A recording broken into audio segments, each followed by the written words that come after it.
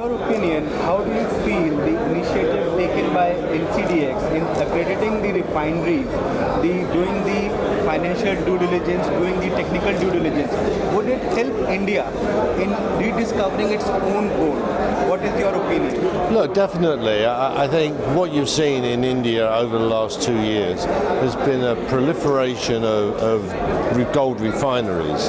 And I think generally the approach of government has been excellent. And lots of criticism about 10% import duty and so on. But what they're trying to do is to stimulate the gold industry here. So not just importing kilobars from overseas with the value addition going overseas, but more creating an industry here, including refineries. And crucially for refineries, need to sell their product. And there needs to be an accreditation process because in the man industry or investors, when they come to buy physical gold bars, they need to be confident in those gold bars. And of course the world to date has used either the LBMA accreditation standard and latterly Dubai Good Delivery, but this is the biggest gold market in the world.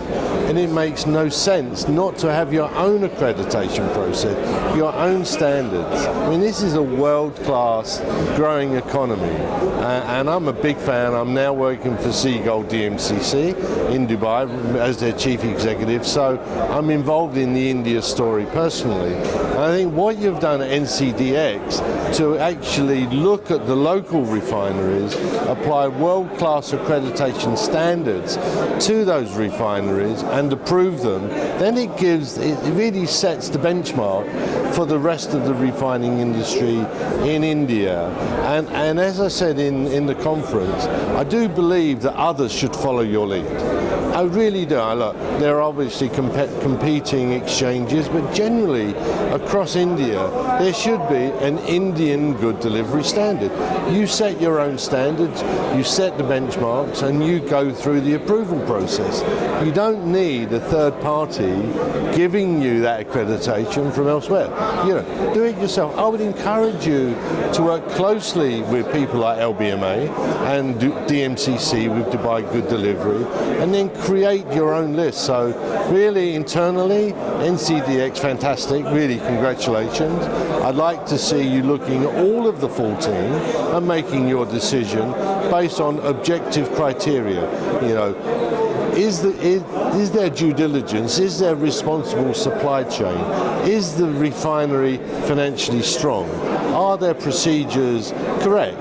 Are there strong environmental standards? All of these factors, and then you set the standards. And then once you set the standards, apply those standards in a rigorous way. But you know, there's a lot of talk about made in India. Made in India. Which I think is really a great slogan, and I think we should have accredited in India. Sure, sir. Thanks for your kind words. I would just like to put forward a few things, sir. Like our accreditation process, we have involved Mr. Alex Stewart, the LBMA company. Yep. Then we have got Mr. S.C. Saha, who was into the Indian government. And then we have got few top auditors who are doing the technical financial due diligence. So we have, till now, we have done through the process of 25 odd refineries, out of which only 3 have been accredited on that. Okay. So, and we have delivered approximately 50 kgs of bars of that. Okay. Till now, we haven't received any complaint of that. Okay. So, sir, what do you want to suggest us that barring the financial due diligence, the technical due diligence, the customer due diligence, is there any other scope that we should include in our process which can stringent our norms? Yeah, absolutely. Compliance, know your customer, know your customer's customer, know your transaction, and have complete adherence to responsible supply chain. You need to know where the gold has come from. Yeah. You need to know it's from responsible sources. And we're not just talking criminality, but the people involved in this industry, you need to be following the standards which have been laid down by OECD And those standards form the basis for supply chain, responsible supply chain for LBMA and for the DMCC. I think adherence to that is crucial. And also, it's not a UN global compact. So you need to know that the gold that's coming to the Indian consumer is green, let's call it green gold. That you are very sure about the origins of the gold and it was produced in a responsible fashion. Once it gets to India, of course, you can control the process through the financials, through the system, through procedures, but you need to know right at the very beginning, did that gold come to India from a responsible source? And that's something you should definitely incorporate into your procedures India-wide. So at last, I would just like to get some words of encouragement for NCDEX, so maybe 2 words. Look, I think the growth of the gold industry here is for sure. It will happen. And when you bring in gold, which is in doré form, and when you develop a gold manufacturing industry, you need more and more hedging capability.